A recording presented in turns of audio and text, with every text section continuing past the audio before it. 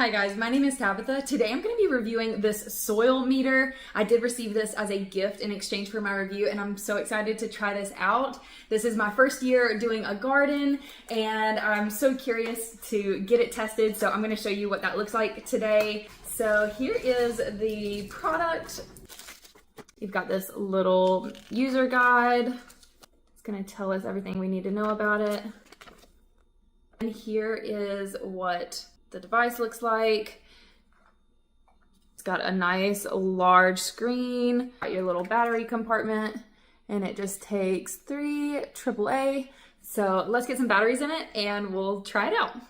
All right, so you can press any button on here and it will turn on that LCD screen. You can clearly see the screen really well, regardless of day or night. This device is going to tell you 4 different things about your soil. It's going to tell you temperature, it's going to tell you pH, it's going to tell you moisture level and the light level. Now, the light sensor is up here on the top, so you just want to make sure that you're not blocking that, and it's going to sense whatever the current environment is. Over on the left is your pH button, and over on the right is your temperature button. Now, this can toggle between Celsius and Fahrenheit. There are going to be 5 different moisture readings. And then as far as the light reading goes, there's actually 8 different light reading possibilities.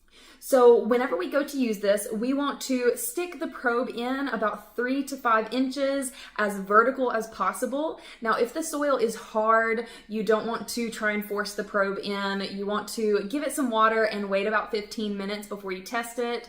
And when you do test it, you want to give about 15 seconds before you read the results. Really cool to see how it changed, how it's cooler over here and therefore it's a little bit more wet. Now, if the soil is too dry, the pH reading might be off, so they suggest giving the soil some water and waiting 30 minutes and then testing again. I am curious about the pH test. Now, all the places that I tested it, it came in at a neutral 7, other than for a brief amount of time when I tested where like my clay soil is, it read 7.5. So I actually have an alkaline water filter. So I am going to test this out in this alkaline water to see if it will change the pH. And I also have a separate pH meter here that I know is calibrated. So I'm gonna read it with this and compare it and we'll see what it says. I've got my alkaline water here.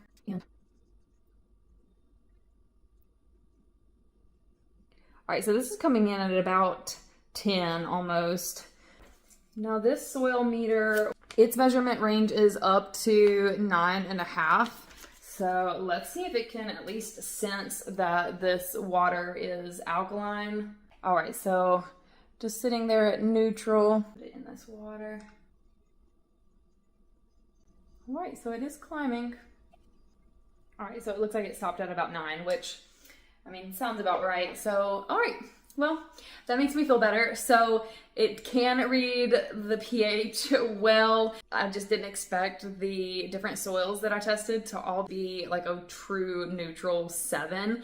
But there you have it. I hope that this little test and review was helpful. And I would definitely say if you need a soil meter, this is an awesome option. It gives you so much information and it's definitely going to help in the case that you want to give the best life to the plants that you have, and it's super user friendly, so I would definitely give it a try.